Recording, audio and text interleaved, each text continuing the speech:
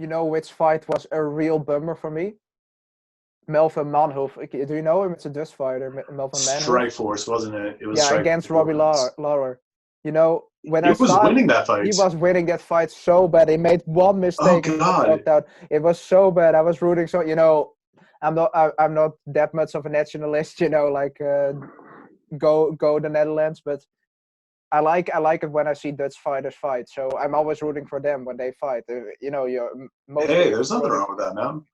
But It's against like a that hometown fight, hero. I can't blame you on that.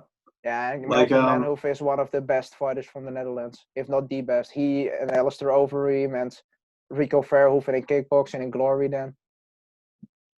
yeah, I tell you what, that Melvin Manhoef versus Robbie Lawler fight, that was interesting because I watched that fight so many times. I just keep thinking, man, why isn't Robbie trying to at least brawl with him a bit?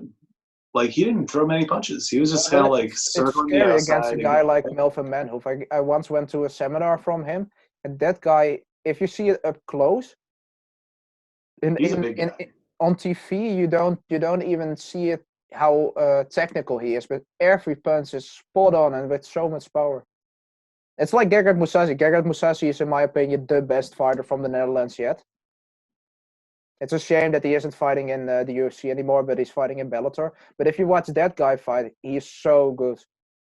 You know, he doesn't even have a belt in jiu-jitsu, but he went 5 rounds against the black belt, uh, Gracie black belt. I forgot his name right now. He was on the Joe Rogan podcast. He had the thing with his brain that he needs to quit fighting for a while to get that I fixed think up. I know what you're talking about. I think, shit, what was his name? I'm drawing a blank on it right now. Yeah, me too. But against that guy, I mean, you have to be a great wrestler to get out of back control from such a high level jiu-jitsu black belt. Yeah, I mean, Gegard Mousasi, he's like a phenomenal fighter. He's had ups and downs, but considering like how far he's come with every particular aspect, like Yeah, he's gone through multiple weight classes too. yeah. Like he went He from also beat in Japan. He beat Melvin Manhoef with a triangle uh that's right, he did, years didn't he? ago. Dude, he went toe to toe with Mark Hunt for a little bit. I Yeah, mean, he won by submission, but he definitely did some trading with him.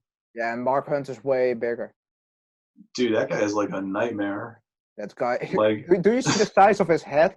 His head is like yeah, it, it is abnormal. It's so big and so strong. It's like there's a very funny video on the internet of a guy, try a guy dating a girlfriend, and he comes home with her, and his dad of her dad is Mark Hunt, and he just runs away. I mean, I would be I would be like that if I saw that. dude, I would give a quick handshake and a selfie, then dash. Good point. Good I'm point. just bringing your daughter home. Can I get a quick selfie, handshake? Don't walk off KO, just run. A friend of mine was angry that I like Mark Hunt. I said why? He said like he's a Nazi. Didn't you know that? I said What? I said what? Yeah, that was my reaction. He said yeah, he has a swastika tattoo in his neck. I said to him, dude, that isn't a swastika. It's like That's some like that's a New Zealand thing, I think. yeah, it's It's like like New something to do with Zealand. Maori It's culture. like a New Zealand thing. But if you see it from a certain angle, it looks like a swastika. But I was like, dude, how can he be a Nazi if he's from, he's like a native, Uh, he's like, New he's like, Zealand, yeah. yeah, he's like a He's New like that Zealand part of the native. Maori culture, yeah. Yeah, I mean, some people really are stupid. No, I agree with that, man. A lot of people make these interesting presumptions before they even know, like, 100% of the facts. Like, sometimes all it takes is just, like, one image to kind of make you form an opinion. Yeah, In reality, if you just kind of examine it for, like, a few more moments and see more little details of, like, what's going on, you can get a much more detailed opinion of what's happening. totally agree with you. I also had something about MMA fighters about their paycheck. Many MMA fighters like George Masvidal, they are talking about that they're not getting paid enough in comparison to fighters like, let's say, in boxing. What do you think about that? Um, I mean, it is prize fighting in the end. Like you can look at it very nobly, like it's for the love of the competition. But in the end, they're all kind of going in there to compete to show who's the best fighter. It doesn't matter what mat or what cage or what ring you're in. They're all trying to fight to like prove that not only are they the best, but they're trying to get the paycheck to prove they're the best. But boxing definitely has a bigger foot, bigger foot in the door with that kind of like revenue. Like they've had a longer time to kind of refine their ability to kind of like get that net market for like promotion and such. Like it's kind of hard to say this, but I think like a lot of these fighters that are in the UFC that aren't getting their fair share of boxing money, they're still getting a pretty decent chunk of change. Yeah. What I would argue is the big argument for me is the Reebok deal. Like it's been 6 years since that happened, maybe 4 years, 6 years since the Reebok deal. Man, that needs to go. They just need to let fighters have their ability to kind of like show off their sponsors. Yeah. That way they can at least, win or lose, they have the chance to walk away with like a bigger net worth than what they walked in with Totally if they lose. agree. But it's getting better with social media. You can now just show your sponsors on Instagram and things like that. So they can make a living way easier than back in the day, when it just started. But I have one argument. One argument for that is like, if you look at boxing, for example, the top fighters, they are making way more than the top MMA fighters. But the lower class, that on the regular cards, the lower paid fighters in boxing, they almost get paid nothing in comparison to the lower class fighters in MMA. In the UFC, I didn't know that. Everybody, even the lower fighters, they make like $5,000-$6,000. I mean, that's like the lowest that you can get in the UFC. But in boxing, sometimes it's a couple of hundreds of dollars, and they are professional. I mean, that's a bummer. So the top boxers, they get paid more, but overall in the UFC, everybody does get a fair share of the money. I mean, that's definitely good news. I definitely, I didn't know that about the entire boxing. Like, if you're not the top 5, you're getting less than 3 figures kind of thing, or less than like 4 figures. Some boxers do. It's really horrible. That's kind of like some chump change right there, man. You almost expect that some of these boxers just pick up like some wrestling and jiu-jitsu and try and like take a stab at like mixed martial arts. Yeah, but on the other hand, if you do make it to the top, you're going to be rich, way richer than in mixed martial arts. Oh, very true. I mean, that's the part of prize fighting. Like, they're all trying to get to the top. Yeah. Like, there's one X on the map, and whoever gets to the X first kind of gets the big prize. Yeah, totally. And the thing also is with, if you look at,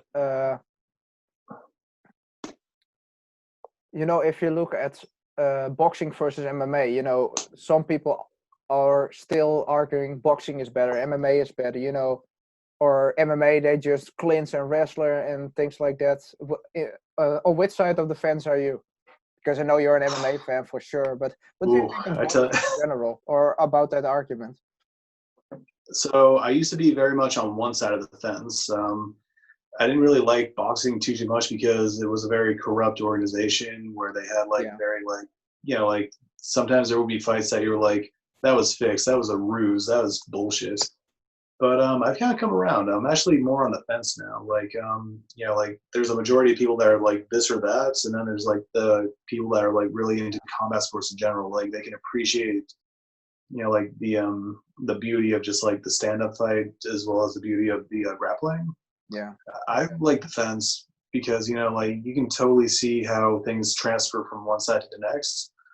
But if you're sitting on the fence, you get a great view of both sides. Yeah. I know it's not really an answer. I know it's not really an answer on which one's better. If you had to ask me in regards to like which one would you train someone to defend themselves most economically in a short period of time, like I'm torn on that one. If you're trying to get someone ready to like defend themselves because they're going somewhere dangerous in like 2 weeks, that would be like learn how to throw a jab and a cross and learn how to run very quickly. Yeah, so to be honest, boxing is more open for everyone to learn. Even if you're a housewife, you can box to get a shape, But MMA is way harder on the body, for the regular persons, not for an athlete. But with boxing, I think for self-defense, I would always say learn your boxing. You get the footwork, you get the ability, you get your hands, and most self-defense situations are in close quarters. Oh, indeed. So, but I would say, in my opinion, the best thing is boxing mixed with some clinch works from Muay Thai, Hmm. and then learn a sprawl, learn takedown defense, Oh, learn how to absolutely, stand man. up. If you're serious about self-defense, just go for MMA because you learn everything. But if you are regular people that only got 3-4 hours a week, learn some boxing and learn a sprawl. Then you're good for most fights. Like Icy Mike from YouTube said, if you facing somebody that mixes up body shots and tries to take you down but fakes a takedown and then goes for an uppercut, and you're just a regular housewife that tries to defend herself, you just lost. Hopefully you won't be in that 100%. Yeah. situation. Like, I actually think a good way to do it is like, top two that I would recommend people learn if they're really interested in like learning how to fight in general is either boxing or wrestling. Yeah. Like, you know, Jiu-jitsu too, suppose but it's different. absolutely. Like, Jiu-jitsu is different for me. I mean, you can use jiu-jitsu to stay standing, but exactly. you also get that from wrestling. But jiu-jitsu, jiu-jitsu is in my opinion the most unique martial arts in terms of fighting off your back. There's isn't a martial arts in the world that learns you how to fight from your back as well as jiu-jitsu does. Absolutely. Like, I think if martial arts were kind of like magic, I would almost consider like jujitsu to be kind of like the prestige, kind of Yeah, like, totally agree. like the end result of like what you see, like you see magic tricks happening, but the end result is the prestige, what you see happen at the end, like, ta-da, that's how I made something disappear. Yeah. In most Jujitsu, in most things, a jiu-jitsu fighter wins from a wrestler. But on the other hand, I wouldn't want to face a really strong wrestler in a self-defense situation because I they're just wouldn't going to pick recommend you it. up and slam you on the concrete. It's also the That's what they stupid do. argument I hear from people that don't train. They say, "Yeah, but how are you going to wrestle when they aren't soft mats?" I mean, the wrestling match would be way quicker because the first guy that gets a takedown, the other guy will get knocked out because he will get slammed. And on concrete, on a safe judo match, you're safe, but on concrete you will be injured very, very bad. Oh, absolutely, man. Dude, I tell you what, man, taking on a wrestler of a high caliber, I would not recommend it unless you are totally prepared to get slammed at one point or another. If not once, then twice. Not that it's happened to me twice, it's actually happened to me twice. But like, I tell you what, this is a major shout out to Icy Mike. He actually did a video on this. He was talking about which one's better to start with, the entire like striking or grappling, and he did that little chart. Like you can see major gains through striking, and then you'll see like a plateau with grappling, and it just like slowly goes up and up and up. Totally agree. That's why I'm kind of torn about saying like one's better than the other. I always feel like you should have like a decent understanding of both. Yeah. Like if you start with wrestling, you at least get like a comprehension of like, okay, I got like wrestling is very unique. It's like jujitsu, but with like grind. Like I associate wrestling as the grinding one of grappling. Jujitsu is like the flowing one of grappling. And then like that's also, if I had a kid later on in life, and they were about 4 years old, 5 years old, and they wanted to learn how to defend themselves. They wanted to learn the martial arts. I would put them in grappling, and when they were about 14, 15, 16, then I would let them pick a striking art, because if you're too young and you spar hard with strikes, you're gonna develop brain damage. It just and you can say, yeah, you can spar without strikes to the head, but that's not realistic. Then you're gonna learn bad no, it's habits. not, man. So if you learn, and that's the thing with grappling. It's way, if you, especially jiu-jitsu, it's just playing with, especially if you have young kids. It's like playing with each other, and they Oh can yeah. develop. I went to some jiu-jitsu tournaments, and the kids that are grappling there, that are like 10 years old, they have so much skill already. It's like, it's mind blowing. It's pretty wild, man. I've seen like some of those. I don't know if you ever seen like I definitely recommend YouTubing this sometime or another. Just like kids wrestling or kids Yeah, grappling. it's There's this amazing. one where this little kid with a mohawk, like he's doing a wrestling tournament. He's got to be Yeah, at least I 8 or I 10 know years which old. one you're talking He about. blasts takedown the other kid that's just like unassuming. Like my mom made me do this. I don't know if I want to do this, but I'll do it because my mom says I should learn how to wrestle. I was that You kid. see his ass go up and down. I'm like, oh, that poor kid. I always call him Little Chocoladelle. Oh, that's funny, man. But you know, the thing is about grappling. You know, the thing about I always say about grappling, it's you need to learn more techniques when you grapple, because Absolutely. you have 10,000 techniques of how to get off your back, how to get out of that. Oh, he can't counter it with this. No, you need to counter it with this. You need to be wary of this submission. You can't threat him here now with this submission. You need to be very aware in which positions you are at that moment. And Oh, agreed. that takes time to learn. But once you get those positions and get all the techniques, then that's what you were saying. It goes like this, like this. And once you have those techniques and you have an understanding of those positions, then it skyrockets, because then you can link it together. Oh, 100%. And with striking, you can, you know, most people, they strike like this, they don't know how to do it, and it's very easy to fix somebody's jab and somebody's cross.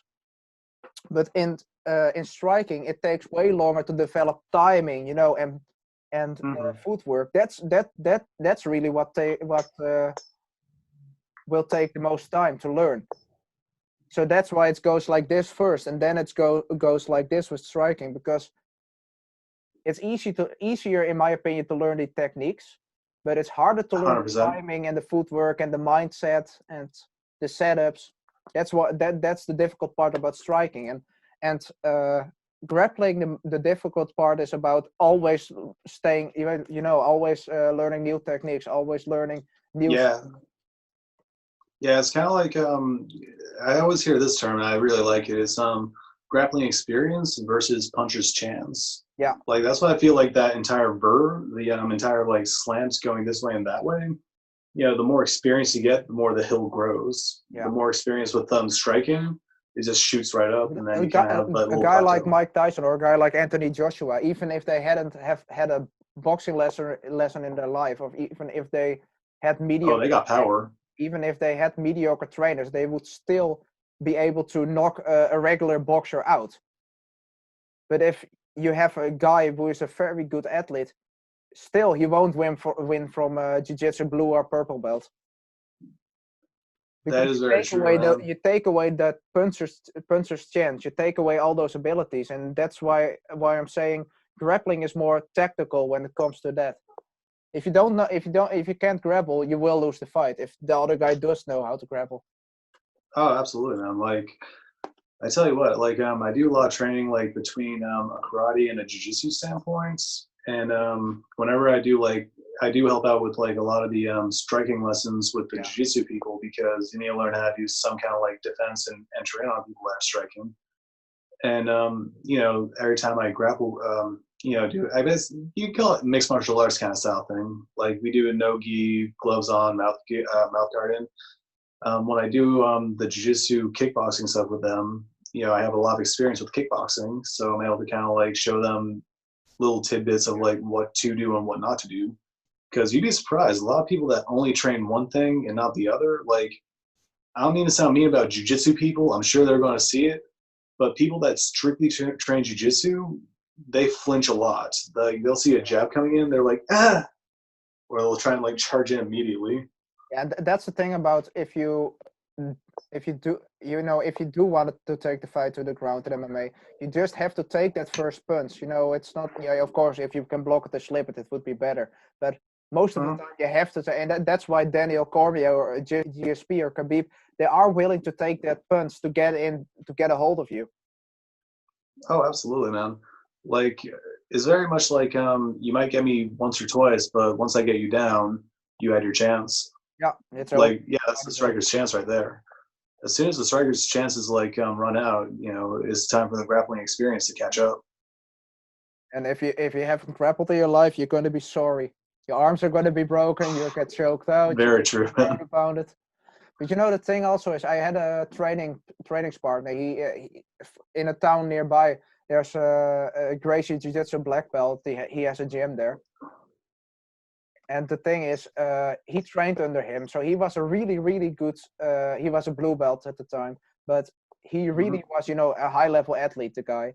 So if he just grappled, he could tap me very often. But once we sparred with MMA rules, and I just hit him once, he didn't know what to do. He shot in Yeah, sloppy double legs. He didn't know what to do anymore. It was the weirdest thing to me. But that's the difference, because I was already used to getting strikes, so I didn't care. yeah, you know I'm what I mean, used in the exactly. whole Then, fight. like, you might be almost equals on the ground, but if you have like a slight advantage with striking, then it's like a different story altogether. It is.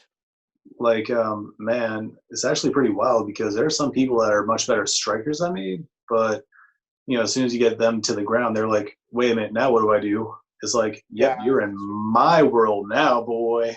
but that's the thing. If you spar with mixed rules, in my opinion, that's also a different thing. That you can be a very good striker, you can be a very good grappler, but once you mix them, you always also has to spar them, with mixed rules. Because if you don't, especially your cardio will get a hit. In my experience, because That if is I very true. strike, I use different muscles than when I grapple. But if I suddenly have to use them together, then I have a problem. Because and I used to have a problem, not anymore, but back in the day I used to have a problem, because once somebody tries to take me down, and I defended the double leg, I sprawled. That takes energy, and then I right away had to strike again. I mean, mixing that together, in my experience, I really had a hard time with that. I would be so exhausted. Man, I can't wait to get back to that kind of workout, man. I'm feeling nostalgic now. Yeah, me too. It's been I like can't wait. since my arm The, injury fir- the and the first of quarantine, July, I don't do any the of that. first of July, then all the gyms open again in the Netherlands. Dude, I imagine that a lot of people, like all the martial artists and all the gym rats, once they get the notice that gyms are open, no more social distancing, those things are going to be fucking packed. Fact. There's going to be people that didn't even think about working out there. And like, wait, I can run on a treadmill? I can lift weights? Yeah, but Sign me the fuck up. But that's the real cure against against the coronavirus. Because if you have a healthy lifestyle, you already have a you're already very likely to not die from this virus. No, it's very true, man. Like, That's also one of the reasons that America got hit so hard. Of course, there's the places like New York. If you have the small, the buildings with the small apartments, you all stuck together. very true, man. But if you also, like, New York is very crowded. It's yeah, very fucking nuts. yeah, that's the thing, and that's also what happened in Italy. That sometimes the great grandfathers live with their great grandchildren and all the generations between that in one house, with different apartments on each floor. So if the children get sick, the elders also get sick, and the elders almost die, almost always die from it. Yeah, it's really a bummer, man. Like a lot, like something else that Italy and New York have in common is they're big tourist attractions. So like a lot of people go in and out of these places. Like, hey, check it out, I'm in Venice, Italy, or hey, I'm in New York. whatever part of New York. I'm not going to lie. A lot of people, when they say they go to New York, they never really say any part specifically. They always go New York City. It's like, come on, man. There's upstate New York. That place is beautiful. Like there are some really nice Downtown tourist here, spots there. so much. Like every time everyone thinks New York is like, we're going to New York.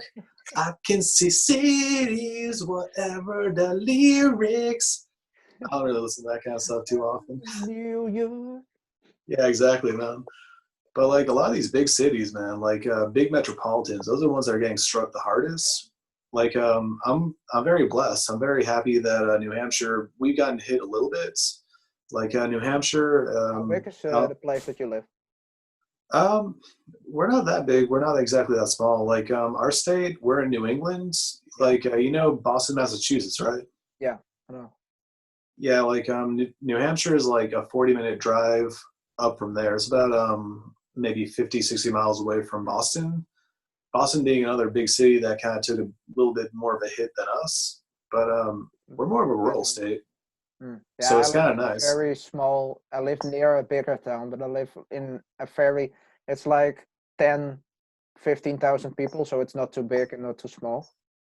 Yeah, I imagine that, I don't want to speak for you, but I imagine that a lot of people in your where you live didn't really get hit too hard by No, they coronavirus. don't. Maybe But like one or friends of two, mine but that live in Amsterdam, they did got Amsterdam did got hit hard. But what's the weird part? Uh, if you see the Netherlands, the southern part of the Netherlands, they got hit the hardest because right when Corona time was around, when Corona was spreading, they had like a big. They always have like a big party in that part of the Netherlands, and that's why they got hit hard because also German people come to those parties, people from Belgium go to those parties, and it was just around the time of some vacations here in the Netherlands, some holiday days. So people got back from Italy and straight away went to those parties. Everybody stands way too close to each other on those parties, yeah. and that's why it spread so much in that part of the Netherlands. But here in the northern part of the Netherlands, we don't have we aren't hit that bad. Well, that's good news, man. I'm definitely happy to see that you haven't contracted anything, that you're staying healthy and happy and stuff. Because that's like the big thing, man. Like as long as you keep a really, like I'm not saying you have to be like a vegan to avoid coronavirus, but as long as you maintain like the proper social Lifestyle, yeah. distance, like is like 6 feet in America. Yeah, it's I like basically just say 1.5 meters, so that's about that 6 sounds feet. about right. Yeah. I mean, I just don't even use like those kind of measurements. I'm like 2 arms distance. Like if I Yeah. put my arm out and they put their arm out and we can touch tips, To me, that's that's that's the probably funny distance. that's the funny part about America because you guys are so weird with measurements. It's like We so yes, much we are. feet. We are. It's like miles, feet. What do you guys have more? You, Like you you guys never use real measurements in my mind. You always what's use it like called? different body parts. Oh wait, liters. Yeah. It's actually interesting. We actually have gallons, but we have liters as well here. Oh, that's weird because in Canada Like they had it, but we have leaders indeed in the Netherlands too. yeah, like I don't know why we do. I think it's interesting that we do liters here, but nothing else. I mean, I'm very conditioned to the measurements that we do here, but like I think the liters thing came from just like like pop drinks, like soft drinks and stuff. Like that. Like imagine having to say like however many like quarts of cola there is in a bottle of soda. It's like, yeah, this is about 1.5 quarts. It's like, you mean 2 liters? Yeah, 2 liters.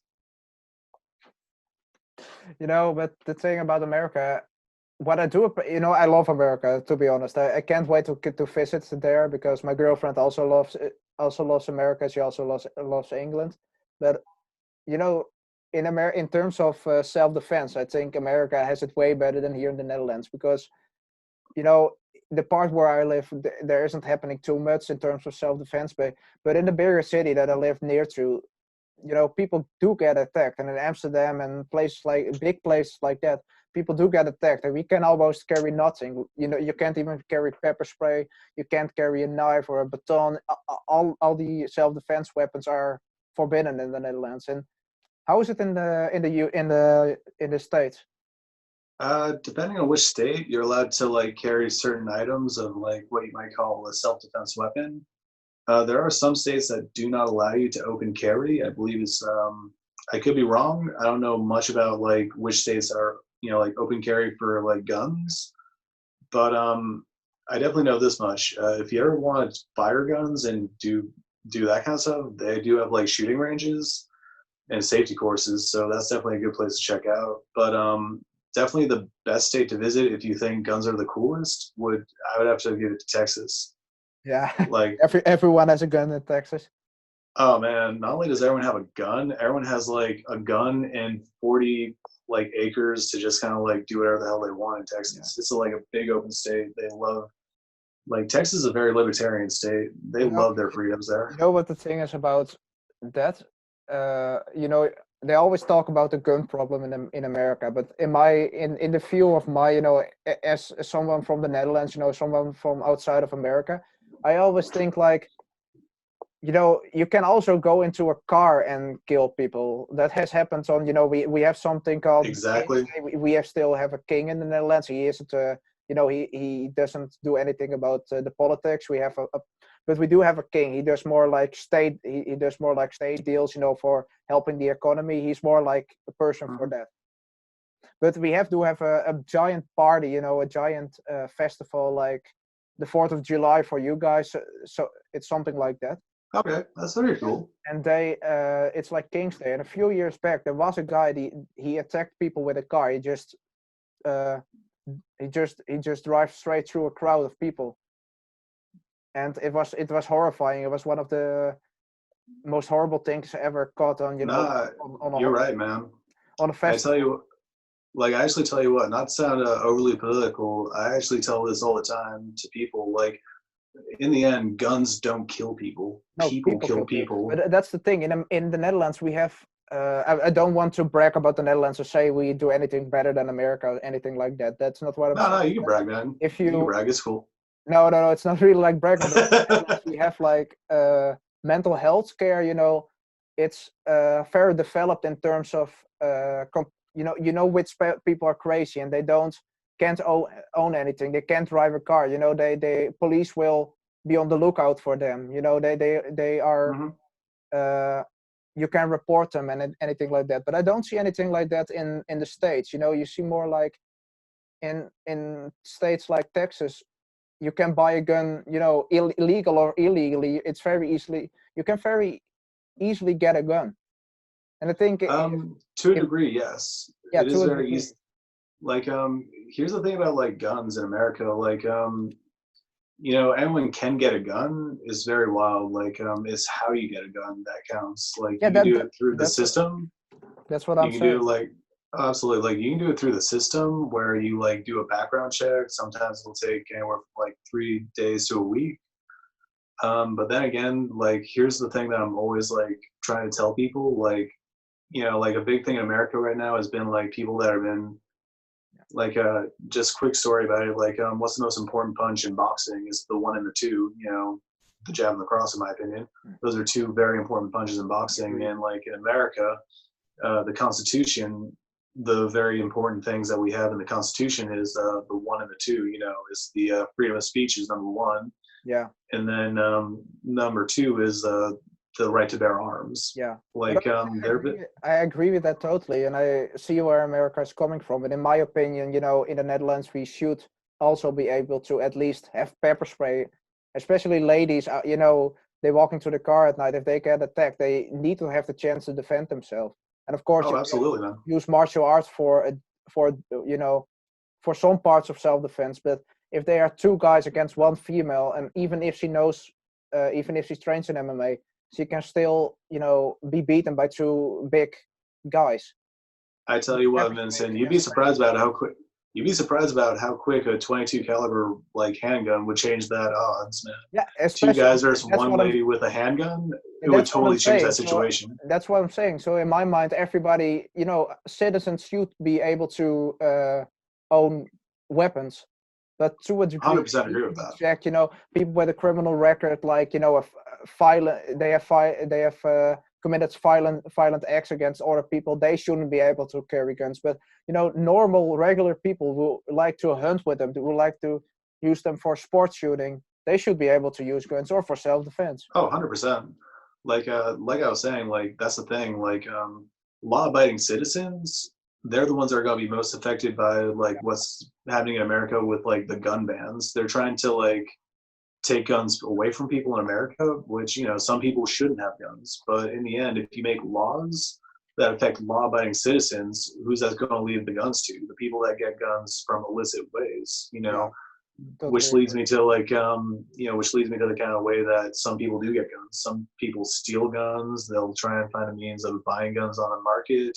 You Yeah, know, like, and I if don't you know much ban about the guns, dark web or the black all the web, but I'm sure you law-abiding can get guns citizens from that. won't. All the law-abiding citizens, they won't have guns, and only the bad guys Exactly. will have guns. It's the same as if you ban martial arts for all the normal people, the regular people, that only the bad guys know how to fight. Not only that, but they fight dirty. The Like, only they'll thing, use the weapons. only thing that's stopping a They'll bad do guy with a bad. gun is a good guy with a gun. See, that's exactly it, man. Like, how do you stop a bad guy with a gun? You find a guy that's good with a gun that knows how to shoot better than the bad guy. Yeah, exactly. But that's the thing. Alain, only, you know, in America, I think the problem lies with mental health care. It is true. You To know, a degree, yeah. many. If I speak to some other American friends of mine, they are really, in the Netherlands we have healthcare, free healthcare. You pay around, you get paid around 90 euros each month from the state. You can just Mhm. get that when you turn 18. You just get that, and you can pay that for health insurance. So basically, regular health insurance without any extras is free in the Netherlands. And That's not too shabby at all. I never get why health insurance in the United States isn't free like that. It's a weird thing. Like, I don't know how to answer that one, to be honest. But Like, part of me said, I don't know how it works exactly in the States, so I might be wrong. But like, it's kind of based on tiers almost. Like, some companies allow you like a certain like health insurance. Like I'm receiving like state insurance, which is kind of like free for me because I have a low income right now. So I basically get like a package that, if I didn't have the insurance like I do now, my arm would be fucked. I'd be yeah, like right. walking around with like I'd basically be walking around with a little bicep right up here instead of like evenly across my arm. Yeah, yeah. But like if you make, I think it's based around partly how much you make, and that kind of helps you determine what you get for health insurance. In my opinion, that's fair. Because People will earn more money. They should pay more money. Should just be. I'm just saying a random number, but if you just 10% of your income, for example, indeed, and of course, if you make more money, you're gonna pay more money. But in comparison, everybody is paying the same amount of money in terms of how much they're making. uh, you're not wrong. That's for sure. Like I've always like when I was younger, I used to feel like whenever I got a paycheck, I would always see like what got taken out of my paycheck, like for taxes and what it goes to. I'm like, man, they should allow people to kind of willingly pay rather than have it taken out right at the get go. Yeah. Because I was always on the impression that if you really wanted some, very libertarian mindset, like you should only pay for what you really need. Yeah, but And I sometimes, also agree with. I also agree with that. I mean, in the Netherlands, you also pay for stuff. I think like if you have a car, for example, yep, a car, you need to pay for something. There are taxes for keeping the roads clean and nice, and for repairing the roads.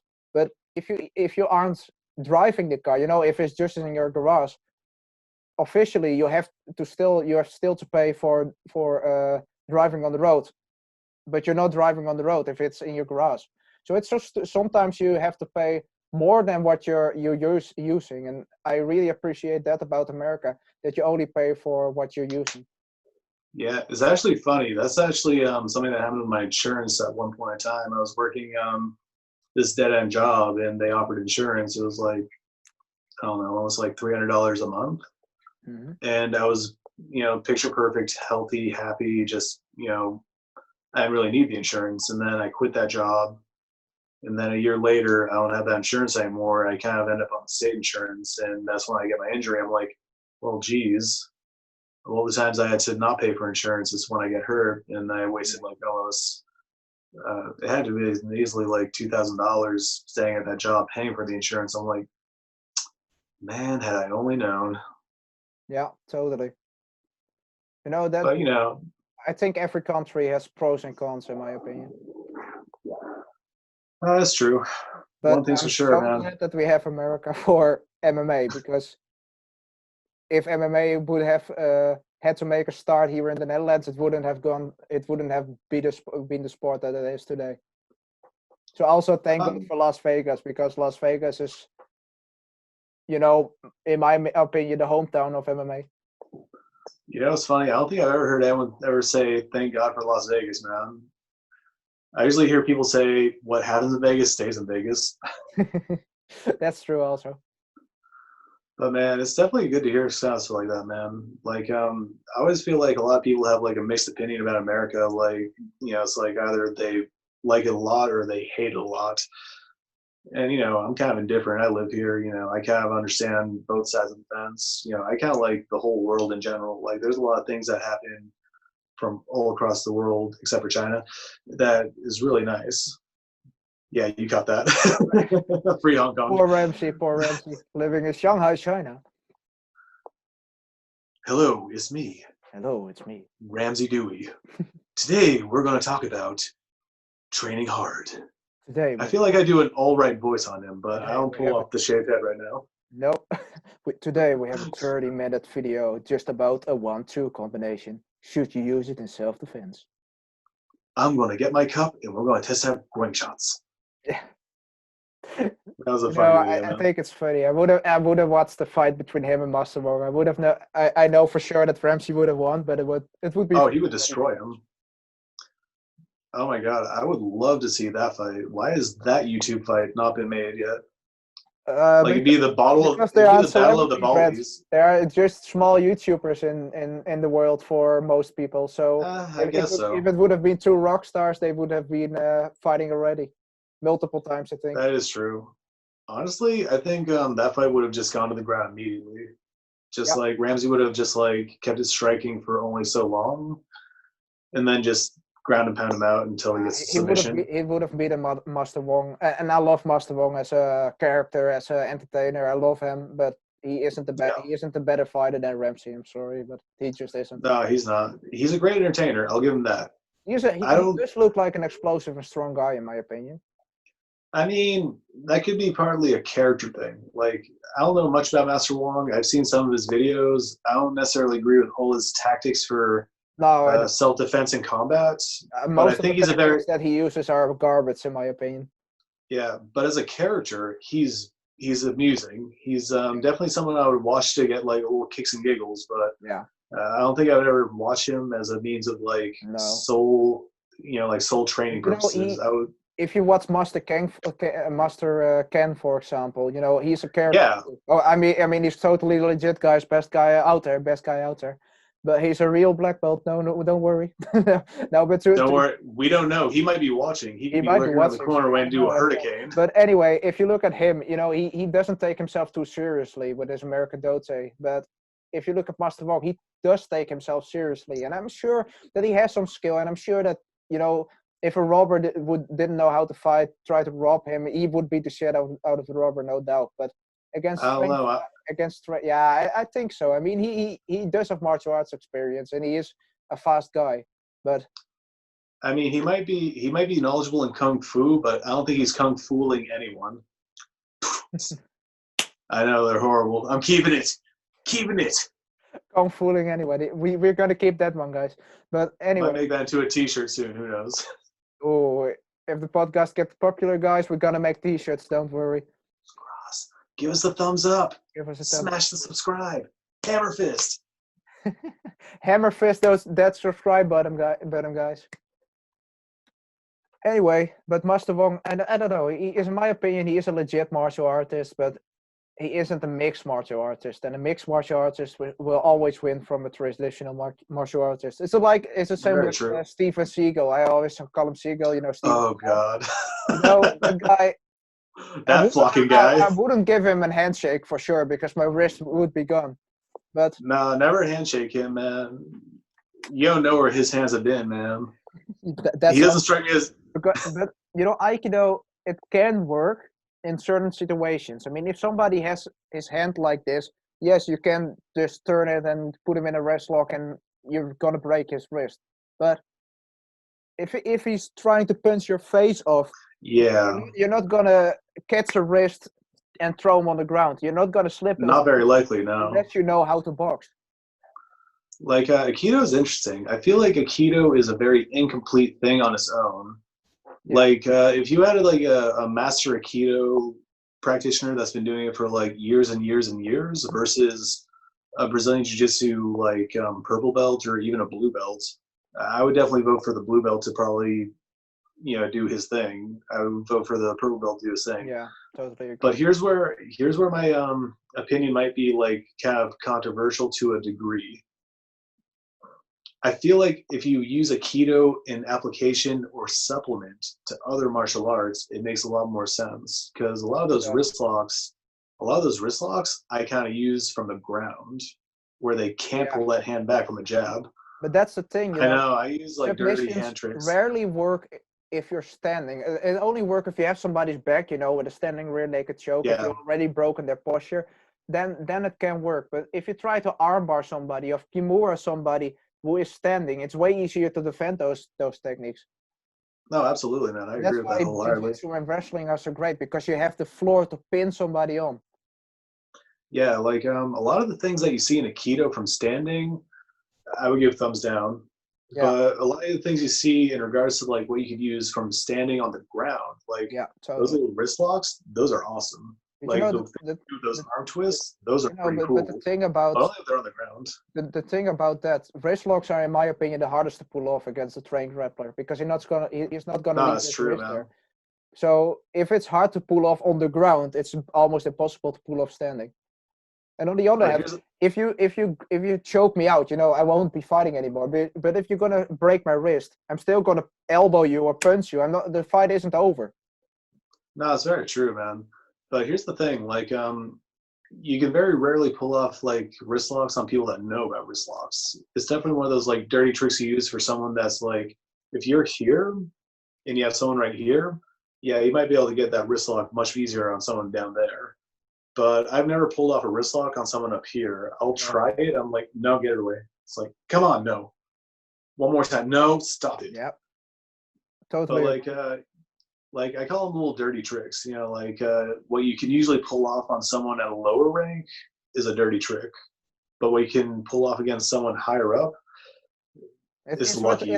It's with most dirty tricks. If you try to kick, if you try to kick, an untried guy in the balls, you're mostly gonna land that kick.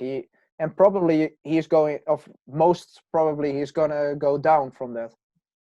But if you fight a kickboxer, you try to kick him in the balls, he's just gonna block it. It's not that hard to block. He's just gonna block it like a low kick, only then with his shin pointed forward to block your kick. It's not that hard to block. Oh, absolutely. It's the same with anything else. I mean, if you try to eye gouge a guy, or if somebody takes you down and you're trying to escape through eye gouging, he's just going to grab that arm and break your arm with an armbar. Oh, 100%. And an untrained person is going to be like, "Oh my God, he just touched my eye. I'm my eye! Oh my God, I'm blind." It's kind of like that. Boss Struden was talking about that once. He was like, "Okay, now I'm going to do this, and you're going to get wrap up there and hide your eyes." Like, if you try to choke me, I'm going to poke you in the eyes. It's like, okay, I'd like to see that. Now, if you try and poke me in the eyes, I'm going to snap your neck. Yeah, totally. But that's also the submission that Khabib did against Conor. Oh, that you can snap somebody's neck from that position. Oh, absolutely. You can just, because what he was doing, guys, he put his elbow against his back, grabbed the gable grip like this. Conor's chin was here, and he's just gonna crank this back and push this one forward.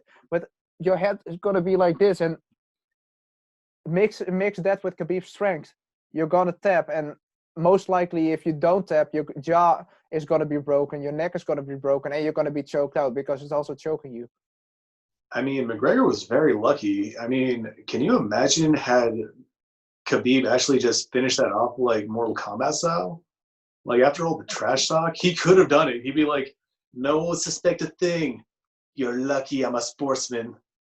Breaking somebody's neck. He could have totally gone Putin on that. Breaking somebody's neck isn't illegal in the UFC. I mean, I'm sure it's frowned upon. Yeah, but it isn't illegal. You can't break somebody's neck. If I ever compete UFC, I want to remember that tactic. I'll be the most undisputed fighter because everyone will be like, "Don't let him get your back. He'll snap that shit." I found out. I didn't find out. I knew about this technique, but I hadn't used it any near before that, because I saw it in one championship fight, in Asia. I saw it Yep. there.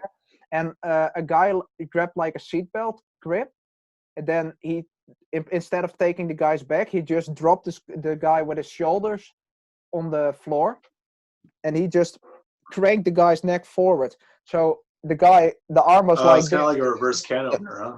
Yeah, it was. It was a very, very painful choke to watch. Yeah, those neck techniques hurt like hell, dude. Neck crank, because your neck is going like this. That's the thing with the cats wrestling too. I really, really like the neck cranks from it. Yeah, dude. A lot of people underutilize like a very specific technique, like can opener. Yeah, That is a really good way to open up the guard. Like, there's one drawback, in my opinion. you If can you go have down. someone that, oh yeah, absolutely. Like, if you have someone that's like really baiting you to like try and go for that, and they know you're a cash wrestler and that's your thing, like, I'm gonna get you, and it's like, nope, nope, Yeah. tap, But you know, no also bueno. the thing with neck cranks is many people, you know, a full Nelson. You know, when somebody goes under your armpits and grabs your head like this and pushes it forward. That's another good one, yeah. But most people don't do it correctly. If you have a real full Nelson, somebody's gonna turn your head and then push it forward, and then it turns into a neck crank, which turns into a choke. I mean, and that's the thing with self-defense videos. I mean, they don't do it with the real intent. I mean, if somebody really pushes your head forward, it's gonna hurt a lot, and you're gonna panic. So you need Oh, the indeed. solution fast, and it's not like, oh, I'm gonna do this, 1, 2, 3, and I'm out. No, he's gonna try. He's trying to break your neck. You need something that works right away.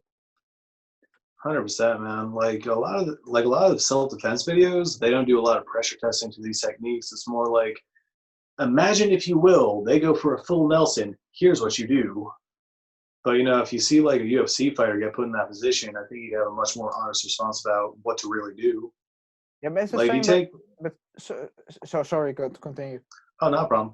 Like I feel like if you take like 10 fighters and put them in the same spot, you'll have 10 different answers, and you might have consistencies between some of those answers, and then some of those answers Yeah. might not really look correct. Like you might see one answer that's like, that looks like a lot of effort to get out of a full Nelson. Now you see like I got imagine that I'm just gonna say it. I think a lot of bold fighters, like the ones that have like the Yeah. shaved chrome dome Anderson Silva style, they probably have the best way to get out of it. Just let's slide over that slick head of theirs.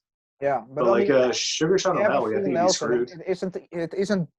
It is a really bad place to be. But the escape, if you do it fast, the escape isn't that hard. I mean, it's like you need to push your head, keep your head right up, and then the Oh yeah. technique the technique that Bas Rutten uses for escaping standing rear naked chokes.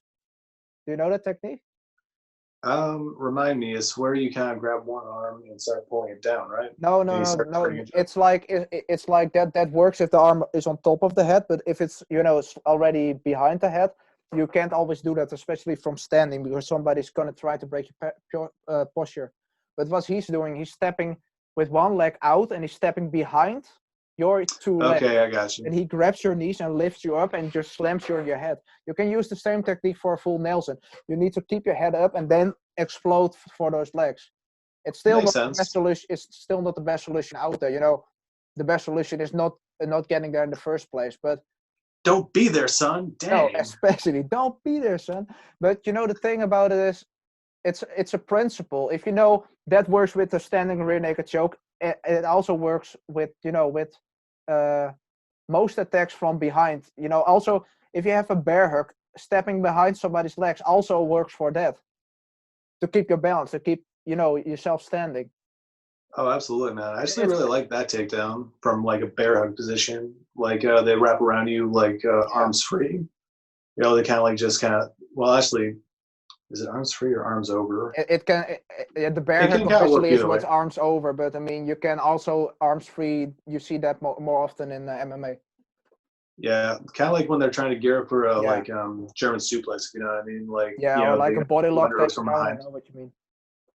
Yeah, that's definitely a good tactic to have, Yeah, but if you have especially that principle, like stepping, if you know that you should step behind it if they have your back, to keep your balance, to keep the fight standing if you want to, then you can apply that to multiple situations. It's the same with, there aren't 100 arm bars escapes. There are just, this is the arm bar escape. You need to keep your arm bent, and the escape varies in different positions, but the principles are the indeed. same.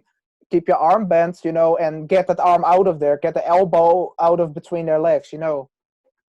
Absolutely. More importantly, just like changing the angle so it's Yeah, not your change. arm popping, it's your arm bending in the correct way. Yeah, and Like be if you have wary your of arm, follow up like Kimuras and Americanas. You need to be wary of yeah, that. But once you know the principle of keeping your arm bent, it's a hell of a lot easier. Oh, 100% agree, man. That's actually the beautiful thing about jiu-jitsu is like there's only so many techniques, and then every time you learn them, Yeah. it's just refining them and refining them until you get to the next level. Like it's wild. Like it feels Yeah. like there's only 3 actual escapes from like mounts, and then you just modify them and modify them until you realize, oh, an elbow escape is an elbow escape from mount that it is to side control as well. Yeah, it is. Or like passing guard from back pass is very similar to like passing I was going somewhere with this from half guard. Yeah. Like certain aspects of like you can do a back pass or you can do a front pass. It's just like one step removed or one step gained.